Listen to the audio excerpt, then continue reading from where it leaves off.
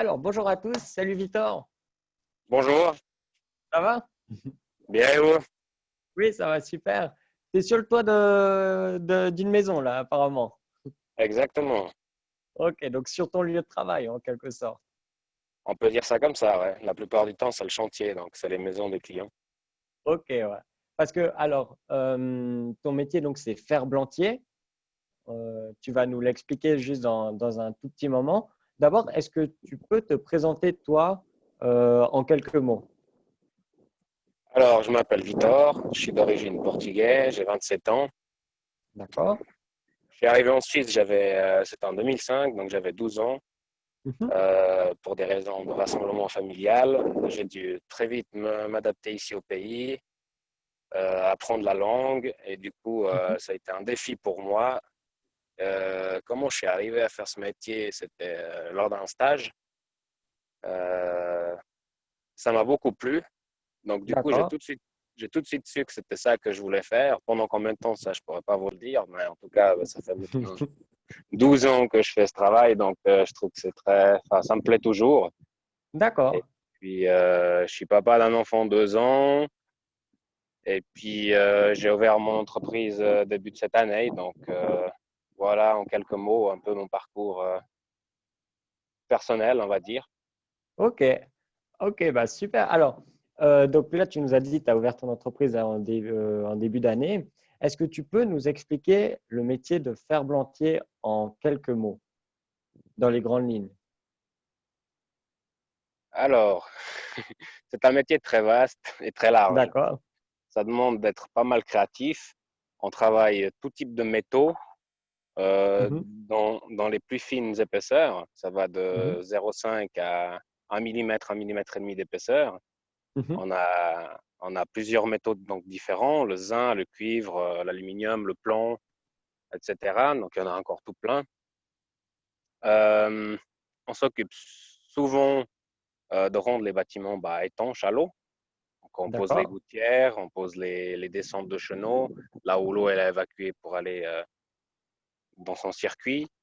Mhm. On, on fait des pièces spéciales, tout ce qui est garniture de cheminée, les sorties de ventilation sur toiture, etc. Euh, D'accord. on peut faire aussi des pièces assez créatives, mais ça sort un petit peu du contexte actuel, chantier industriel, on va dire. Mhm. Mais autrement, le métier en lui-même, il a dis- disons qu'il est très polyvalent et très créatif. Donc, on a tout le temps, on doit tout le temps s'adapter. On doit tout le temps avoir des pièces sur mesure, prendre des codes sur le chantier, les fabriquer nous-mêmes de A à Z, faire des croquis, des dessins. Donc, c'est jamais, C'est c'est pas monotone, même ouais, c'est si toujours les étapes diversifié ou les alors. maisons sont.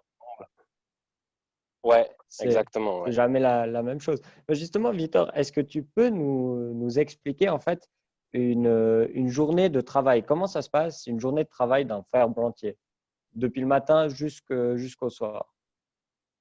Alors, la plupart du temps, dans le bâtiment, on commence à 7 heures, soit à la boîte, Mhm. soit sur le chantier. Les horaires, c'est Donc de 7 assez tôt heures. le matin, quoi. Ouais, suivant si on habite loin, il faut se réveiller tôt, mais voilà, c'est de 7 heures à midi, on a une heure de pause à midi, et puis de 13 heures à 17 heures. Après, ceux qui sont toujours motivés, on peut toujours travailler un peu plus ou un peu moins, ça dépend les entreprises où on est, les arrangements. Et Mhm. tout dépend aussi de ce qu'on fait. Normalement, Euh, un chantier peut durer, on peut avoir des chantiers de 3 jours, une semaine, 2 semaines, un mois, 2 mois, 3 mois. Tout dépend si on fait toute une toiture de A à Z ou juste une rénovation des ferblanteries. D'accord, ok. Donc Donc ça dépend ça, toujours en fait du chantier, quoi. exactement. Mhm. Donc ça sera jamais la même durée chez client A que chez client B. Tout dépend les rénovations qu'il y a à faire. D'accord. Et puis pour faire Et, Oui, dis-moi. Et du coup, souvent, on arrive sur le chantier, on fait l'état des lieux avec le chef de chantier ou le patron. Mhm. On prend les cotes. Il y a de la fabrication en atelier parce que les ateliers, ils sont composés avec plusieurs machines pour qu'on puisse travailler, plier, façonner les métaux. D'accord. Du coup, c'est là où on intervient, on va faire des dessins, des croquis, les prises de Mhm. mesure sur chantier. Après, on va à l'atelier, des fois, on fabrique, on revient poser. Et c'est un petit peu comme ça, ainsi de suite. Il y a toujours un peu d'atelier, je dirais 30%, ça dépend, D'accord. et 70% le terrain, en général. Donc, on est quand même très souvent dehors, à l'extérieur. Et Mhm. puis, quand on a les intempéries, on essaie de garder certains travaux, que ce soit de fabrication, des choses qu'on puisse faire à l'abri. Mais c'est pas toujours évident d'ajuster ça, Des mais fois, tu travailles sous la pluie quand même. ça peut arriver, ouais. Ça peut arriver. Ou d'aller déblayer la neige parce qu'il faut Ah quand ouais, même aller faire une ouais, l'hiver, intervention. ouais. Ouais. Tout dépend. Alors, juste dans selon toi, Victor, il faut avoir quoi comme qualité pour faire ferblantier? Alors, il faut aimer le dessin, Mhm. il faut aimer les maths, il faut aimer la créativité, être manuel, je dirais aussi, D'accord. flexible. Mhm. Euh, il faut pas avoir le vertige surtout. Ça, Ouais, c'est la là, ça première se voit, chose. ouais. Ça, c'est la première chose à ne pas avoir. Après, ça peut se travailler aussi si c'est des Ah, petits. ça se travaille, le vertige. Je pense, ouais, avec de Ok. l'entraînement et puis des thérapies douces, je pense que ça peut se travailler, ou de l'hypnose, par Bon, exemple. ok. Mais normalement, on sait assez vite si on aime ou pas, je pense aussi. C'est une question de Mhm. ressenti. Moi, je conseillerais peut-être 1 ou 2 semaines de stage pour ceux D'accord, qui ouais. ne sont pas sûrs, pour être Mhm. vraiment sûr que vous voulez faire ça. Ouais. Avant, nous, on faisait l'apprentissage en 3 ans. Maintenant, je crois qu'ils sont en train de discuter pour faire en 4 ans. D'accord. Mais ouais, là, je crois que j'ai dit plus ou moins l'essentiel. Des, des Après, il qualités, ouais. faut pas avoir peur du trop chaud, du trop froid. Ouais, ça c'est clair, c'est les conditions de travail en extérieur, quoi. Ça c'est Il clair que faut, l'hiver il fait un peu frais, puis l'été un peu chaud sur les toits, quoi. ouais, puis être assez pas sportif, faut aimer le sport parce que c'est quand même assez physique. Mhm. Donc, plus la qualité physique est meilleure, bah, mieux notre corps il va se comporter aussi parce qu'on a toujours des positions assez particulières. On n'est jamais à plat, Ouais. c'est tout le temps en pente, on est tout le temps tordu ou de côté. Enfin, il faut être assez agile, je dirais. Mhm. Et puis motivé. Ok, oui. Si ça plaît pas à la personne, bah ça vaut pas la peine. Je dirais qu'il Mhm. faut vraiment vouloir. Motiver, c'est quand même la première des qualités. Justement, donc, pour ceux qui ont envie de se lancer dans l'apprentissage de ferblantier, ça se passe comment? Donc, toi, tu m'as dit que tu avais fait en 3 ans l'apprentissage, c'est juste? Oui, quand c'était à mon époque, enfin, moi j'ai commencé en Mhm. 2008, c'était en 3 ans. Et puis avec les années, il y en a vu qu'il y avait 50% de réussite, 50% d'échec. Ah, d'accord, ok. Ah, Les c'est quand même très associations, sélectif, ouais. ouais, les associations, elles ont commencé à se poser beaucoup de questions. Après, bah, il y a un peu tout qui se dit entre les bons et les mauvais formateurs, entre les possibilités pour que les jeunes ils puissent pratiquer le métier. Parce que pour réussir Mhm. aussi, il faut s'entraîner. Parce que des fois, on n'a pas toujours l'occasion, des fois sur le terrain, de faire des pièces ou de fabriquer. Et puis ça, je pense, c'est ce qui a aussi de plus important pour les jeunes apprentis, c'est qu'ils puissent mettre les mains à la pâte un maximum. Ok, ouais. Même s'ils ratent une pièce en atelier, bah, il faut la refaire, il faut s'entraîner, ça c'est la base. Mhm. Et ils ont rajouté quelques modules et puis ils vont changer la manière dans laquelle ils vont faire les cours Ouais, pour justement voir s'il y avait possibilité de diminuer ces taux d'échec. Parce que ouais. c'était souvent c'était la pratique qui, euh, qui faisait shooter le niveau. Et puis, parce qu'entre la pratique et puis le chantier, il y a des pièces qui sont assez différentes, mais moi j'avais bien aimé parce qu'on voit toutes les techniques. Mais quand on a l'habitude que de faire des pièces de chantier et puis qu'on n'a pas l'habitude de faire des pièces assez techniques, bah, ça peut vite déstabiliser C'est quelqu'un. vite compliqué, ouais. Mais moi, je conseille dans tous les cas de faire la ferblanterie avant. Mais après, ça dépend tout de la personne. Est-ce qu'elle est plus à l'aise dans la couverture ou dans la ferblanterie? Parce Mhm. qu'une fois que vous avez fait un CFC, bah, après, vous pouvez faire des compléments. Moi, c'est ce que j'ai Ouais. fait. J'ai fait 3 ans de ferblanterie. Puis ensuite, j'ai fait une Mhm. année de couverture et une année d'étanchéité. ce qui m'a Ouais, permis juste d'avoir les branches techniques et ouais. puis de pas refaire le CG, tout ce qui était français et langue, parce que Ah je l'avais ouais. déjà fait au Mhm. premier apprentissage. Ah ouais, Et comme ça, t'évitais toutes les branches là. Ouais. ça, c'est Mais, sûr.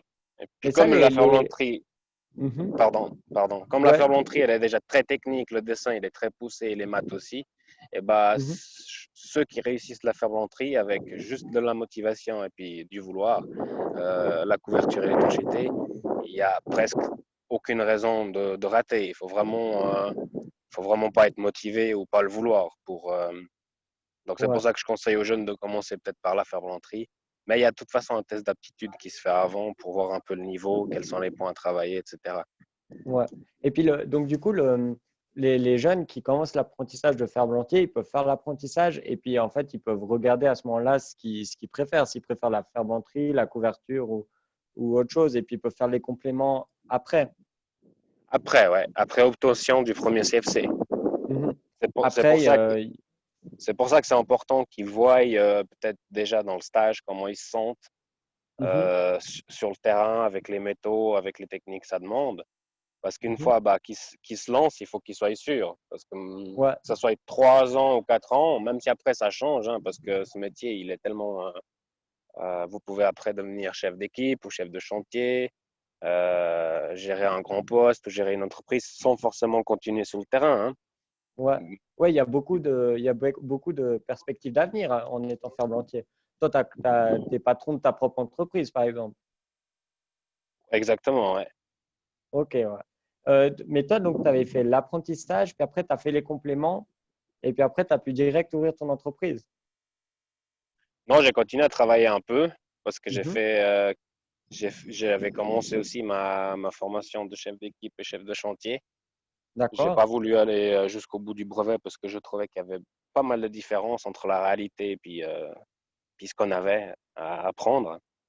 Et d'accord. puis, du coup, bah, aujourd'hui, bah, ça fait depuis le 16 mars cette année que j'ai commencé. Je me sens Mhm. un peu plus libre, un peu plus à l'aise avec un bon réseau de copains aussi qui sont tous eux-mêmes aussi indépendants. Donc, on s'entraide. Et puis, pour l'instant, bah, je trouve que ça fonctionne assez bien comme ça. Ça fonctionne bien, ouais. Et on est quand même dans un domaine où il y a beaucoup de demandes, où Mhm. on est en manque de personnel qualifié. Ça fait déjà depuis quelques années qu'on l'a analysé. Donc, du travail, pour l'instant, je dirais qu'il y en aura. Jusqu'à quand, Ouais, on ne sait pas. Parce que ouais, même si une fois les constructions neuves diminuent, il y aura toujours de la rénovation. Le bien ouais. immobilier, il voudra toujours s'améliorer, se performer, que ce soit en isolant ou en énergie renouvelable. Donc, c'est vraiment quelque Donc, il y chose. aura toujours du travail quand même pour les Ouais, ferblantiers. Ok. oui. Écoute, merci beaucoup, Victor. Le temps, il passe très vite. Il y a beaucoup de questions aussi sur le chat pour les ferblantiers. Est-ce que toi, tu veux rajouter quelque chose? Bah, bonne chance à tous. Et puis, et puis s'il y a encore des questions, s'il y a des jeunes qui veulent rentrer en contact avec moi en privé je connais quelques entreprises qui sont assez bien, bah, il n'y a aucun souci, je répondrai du mieux que je peux à leurs questions. Il ne faut pas hésiter D'accord. à me téléphoner ou à m'envoyer un WhatsApp, c'est avec plaisir que je prendrai le temps de non seulement de faire De- connaissance avec les futurs motivés et puis de pouvoir les accompagner pour le démarrage s'il y a quoi que ce soit. D'accord, ouais. Alors, bah, super. Merci beaucoup, en tout cas, Victor, d'avoir pris le temps ce matin, d'être sur le toit et de répondre à nos questions. Pas de souci. Et puis, bon courage pour la suite. Merci, à bientôt. Merci. Merci, pareil. À bientôt. Tout le monde.